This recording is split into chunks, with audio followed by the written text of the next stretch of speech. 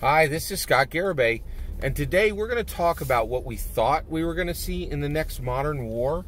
What we thought we were going to see in the next modern war was robots fighting rebels. What are we actually seeing? We're seeing conscripts fight in rubble. All right, let's get into it.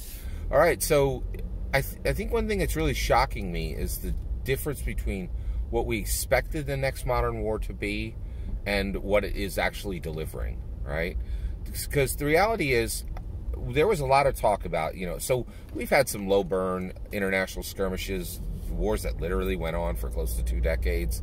And people were like, yeah, it's going on for 2 decades. Like, and is that a war? Like, so we've had these low burn international skirmishes for a while, right? And frankly, Americans weren't watching because Americans didn't care, right? And the reason Americans didn't care is they didn't really see it as a war, right?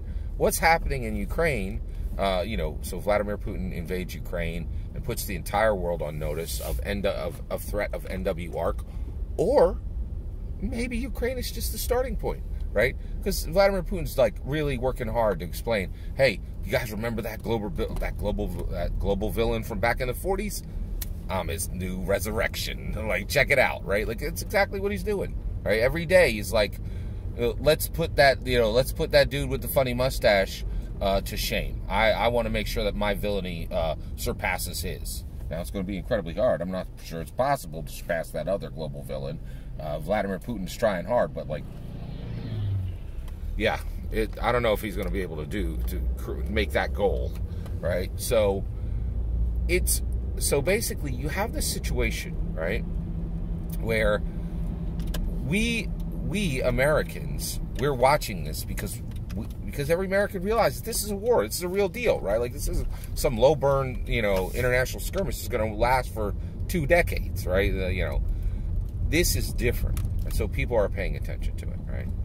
So what we expected was literally robots fighting rebels, right? Like, we've been seeing for 10 years, like, these dogs that run around, and everybody was like, oh, I know what they're going to do with that. They're going to put mechanical projectile weapon on top of that thing, and it's just going to run across the battlefield, and people are going to drop, right? Like, we ain't even going to have soldiers on the ground, right?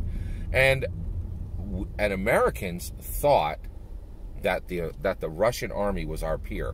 Boy, did we learn that was not correct, right? You know what we got in America? We got soldiers who want to fight, right? You know what they got in Russia? You know what Vladimir Putin's got? A bunch of soldiers who are like, man, I cannot wait to go home. I do not want to be here. He's using conscripts, right? You know what we got in America? We got robots and drones and, like, we have soldiers, but they're like 2nd or 3rd line, right? And we assumed, right, that Vladimir Putin had actually invested some money in his military.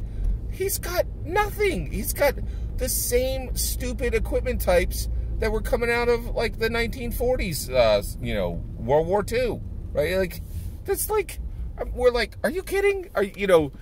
We were expecting robots fighting rebels, right? Now, you're like, wait, Scott, there's no rebels in Ukraine. There are rebels in Ukraine. They're called the Belarus rebels just arrived, right? Like, they are rebelling against Vladimir Putin.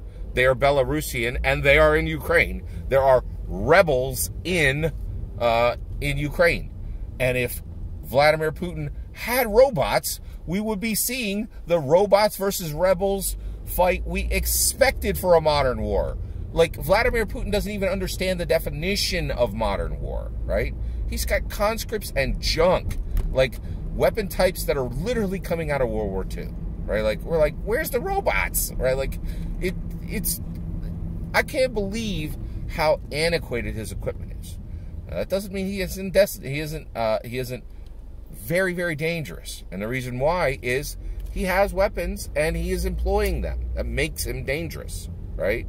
And so, so the reality is, we truly expected robots versus rebels, and what he's delivering is conscripts fighting in rubble, right? And it is pretty incredible, like, how bad, like, how shockingly behind what we really thought. Okay, in America, we got incredibly skilled, right, U.S. military soldiers who want to fight, and they have top gear, straight out of sci-fi, like high-end, brand new stuff, right? We actually put our money, you know, we put our money into things that matter, right? Putin's got conscripts with weapon types literally coming out of World War II. It is embarrassing, right? And the reality is, it is shocking. We truly, you know, I think everybody was just like, yep, you know, the next modern war is going to be robots versus rebels. And instead, you know, because Vladimir Putin just, I guess all the money went to yachts. I think that's the problem, right? He could have had robots, right? But instead he bought super yachts, and you know, and so that I think that's what Vladimir Putin's government structure was like. Well, we can get robots, and then, you know, and actually we could make our military be filled with people who actually want to fight, or we could buy super yachts. They made their choice, right? And while Vladimir Putin isn't taking many losses right now, this is really embarrassing for him. He does not have a modern fighting force. We do. And one thing that's good is Volodymyr Zelensky really let Americans know how much farther ahead we are than Russia, right? Because I don't think we had any idea. We expected him to show up with a modern army. He showed up with dudes who don't want to fight, with equipment that our soldiers would be embarrassed to even use, right? Like, it's incredible. So our world continues to unfold, and we learn. That's my opinion. I'd love to hear your thoughts. Let me know in the comments below. Please consider liking and subscribing, and have a wonderful millennium.